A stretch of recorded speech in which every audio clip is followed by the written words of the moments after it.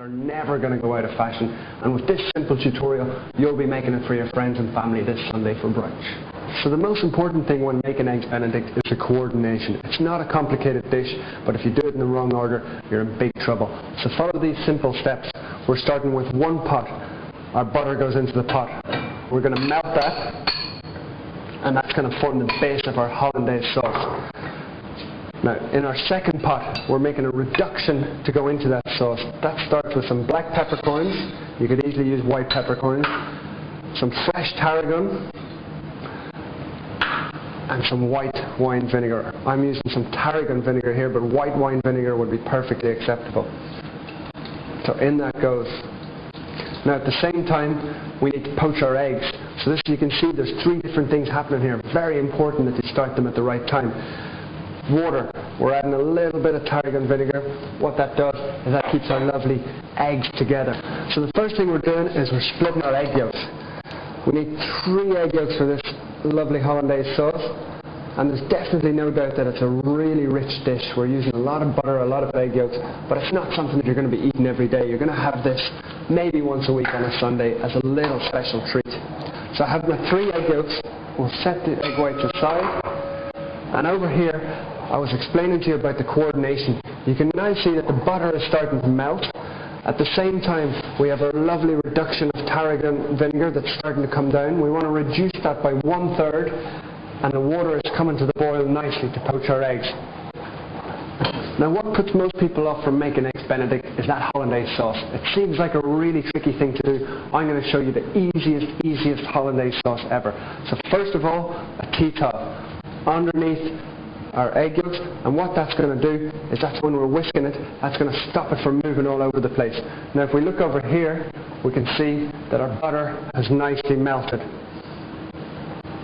So what you want to do to start is get those egg yolks mixed together. There's a lot of different ways to make hollandaise. Some people might make it over a bain-marie, which means over a pot of boiling water to get that heat into it. What I do is I use the heat in that butter. It's just finishing boiling, and that'll be enough to cook those egg yolks. So what we want to do is add it in really slowly. I can't stress enough that it really does have to be very, very slow. Always keep whisking.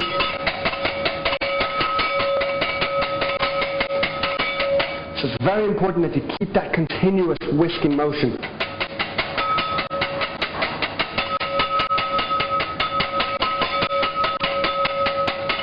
And you can see how slow the stream of butter is in there. If you pour it in too fast, that sauce is going to split. So really slow and a continuous whisking.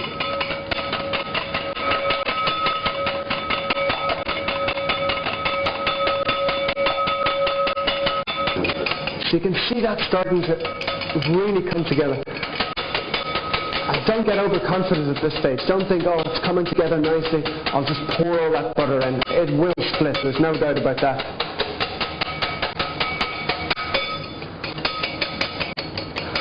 And that really is what a hollandaise should look like. Now if you look into the bottom of my pot, there's a bit of scum left at the bottom. That's the bad part of the butter. We don't want that in there. That's going to be really salty. So that's our hollandaise made. Now you can see that that tarragon mixture has reduced down to 1/3. What we're going to do is very carefully, we're going to just whisk that into our hollandaise. So in it goes. And that's going to give it a very distinct flavour. It's the perfect consistency. If you find that it's too thick, add a tiny little bit of hot water and it'll just loosen it up a little bit. So our water's come to the boil. Now it's very important when you're poaching eggs. Poaching means cooking at about 97, 98 degrees. So if you take 100 degrees as the boiling point, what we're going to do is we're just going to turn it down a fraction, and we really want that water just simmering. That's the art of poaching, and it's not easy, but you'll get it. So you can see that simmering. The only thing I'm going to do is add a little bit of salt. I've already got the vinegar in there. So what I have next is my really nice English muffins. You'll find these in any supermarket. You'll usually find them frozen. I was lucky enough to get them fresh today. So what we're going to do is we're going to lay those on our tray. Toast these very lightly under our grill for about 3 or 4 minutes.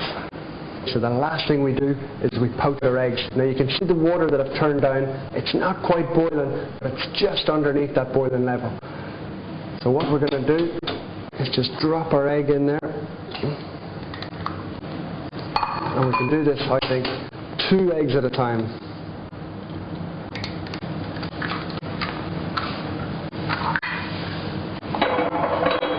So once it goes in there, you just want to stir it a little bit.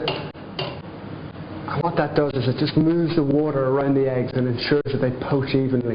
Now they're going to take about 2 minutes to poach, and then you need one of these, a nice slotted spoon or a spider as this is called, just to scoop those and strain the water off.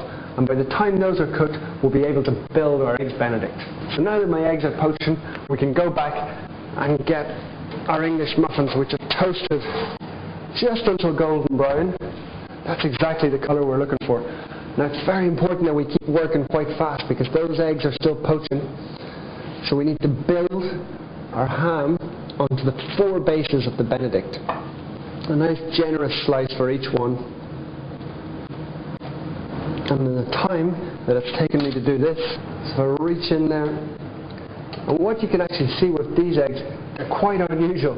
They actually have 2 yolks. I'm using local organic free-range eggs here in Ireland, and I'm very lucky that I've got 2 really nice soft yolks on there. Don't worry if you just have 1, that's perfectly fine as well.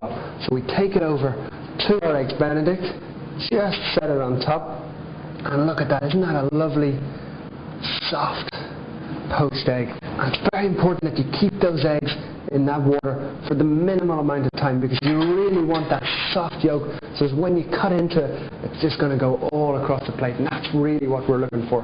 So the last thing we have to do is our lovely hollandaise sauce that we've set to one side.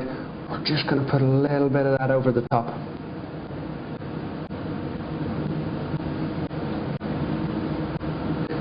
Now I'm going to finish the rest of those, and I'll just pop them under the salamander. We want to get a lovely little golden brown on that hollandaise, and then they're ready to serve. Perfect eggs.